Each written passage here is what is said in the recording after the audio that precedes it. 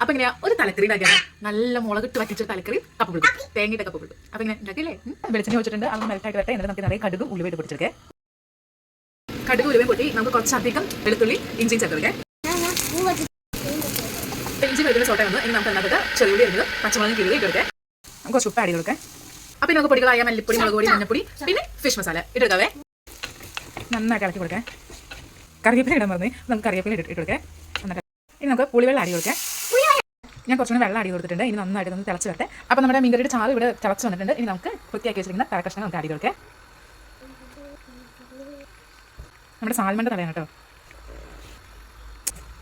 നമ്മുടെ മീൻ കഷ്ണം കൊണ്ട് മുങ്ങി കിടക്കുന്ന രീതിയിൽ നമുക്കൊന്ന് റെഡിയാക്കി കൊടുക്കട്ടെ. എൻ്റെ ഒന്ന് മൂടി വെച്ചൊന്ന് വേവിച്ചെടുക്കേ. അപ്പോൾ നമുക്കിത് തുറന്ന് നോക്കേ. നല്ല വെട്ടി തിളയ്ക്കുന്ന സാൽമൺ തലക്കറി റെഡി ആയിട്ടുണ്ട് ഇവിടെ. നമുക്കിന്ന് മീൻ ഒന്ന് നമുക്ക് ഇളക്കി കൊടുക്കാം. നിങ്ങൾക്ക് തുണി പിടിച്ചിട്ട് ഇളക്കി കൊടുക്കുന്നതായിരിക്കും കുറച്ച് നല്ല സ്പൂൺ എടുത്ത് ഇളക്കിക്കാൻ നല്ലത്. ഒന്ന് കറക്കി കൊടുക്കേ. കപ്പ നമ്മൾ വേവിക്കാൻ വെച്ചിട്ടുണ്ടായിരുന്നു കേട്ടോ. അത് വെച്ച് കൂട്ടി നമുക്ക് തുറന്ന് നോക്കാം. നല്ല രീതിയിൽ കപ്പ ഉടഞ്ഞു വന്നിട്ടുണ്ട്. നന്നായിട്ട് ഉടഞ്ഞുണ്ട്. എനിക്ക് ഉടയുന്ന കപ്പയുണ്ട് ഇഷ്ടം. നമുക്ക് കപ്പ ഉണ്ടാക്കാനുള്ള മിക്സ് റെഡി ആക്കിയിട്ട് ഇതിനകത്ത് ഞാൻ തേങ്ങ എടുത്തിട്ടുണ്ട്, ചെറിയുള്ളി എടുത്തിട്ടുണ്ട്, കുഞ്ഞുള്ളി എടുത്തിട്ടുണ്ട്, പച്ചമുളക് എടുത്തിട്ടുണ്ട്, പിന്നെ കുറച്ച് ജീരകം, പിന്നെ മഞ്ഞപ്പൊടി ഇത്ര എടുത്തിട്ടുണ്ട്. ഇനി നമുക്ക് ജസ്റ്റ് ഒന്ന് ഒതുക്കി എടുത്ത് വരാം. അപ്പോൾ നമുക്ക് കപ്പ പുഴുക്ക് ഉണ്ടാക്കാം. അപ്പോൾ ഞാൻ സെയിം പാത്രത്തിൽ തന്നെയാണ് കൊടുക്കുന്നത്. അത് ഊറ്റി വെച്ചിരിക്കുന്ന കപ്പ നമുക്ക് ഇതിനകത്ത് ഇട്ട് കൊടുക്കാം. നമുക്ക് സ്റ്റവ് ഓൺ ചെയ്യാം. ഇനി നമുക്ക് അരപ്പ് ഇട്ട് കൊടുക്കാം. നമുക്ക് അരപ്പ് ഇട്ട് കൊടുത്തിട്ടുണ്ടെങ്കിൽ നമുക്ക് നന്നായിട്ട് ഉടച്ചു കൊടുക്കാം കേട്ടോ. ഇനി നമുക്ക് കപ്പ താളിക്കാനായിട്ട് നമുക്ക് പാൻ എടുത്ത് വെച്ചെടുക്കാം. എണ്ണ ചൂടായിട്ടുണ്ടെങ്കിൽ നമുക്ക് കടുക് കൊടുക്കാം. അതിനകത്തേക്ക് നമുക്ക് പച്ചമുളക് ഇട്ട് കൊടുക്കാം. ഇനി നമുക്കിത് കപ്പയിലേക്ക് ആഡ് കൊടുക്കാം. നന്നായിട്ട് മിക്സ് ചെയ്ത് കൊടുക്കാം.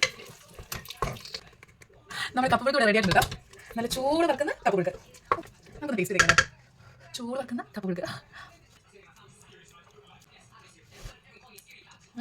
അലിഞ്ഞു പോകും. അത്രയും ഉടഞ്ഞതുകൊണ്ട് കേട്ടോ. കപ്പ പുഴുക്ക് കേട്ടെ എങ്ങനെയുണ്ട്?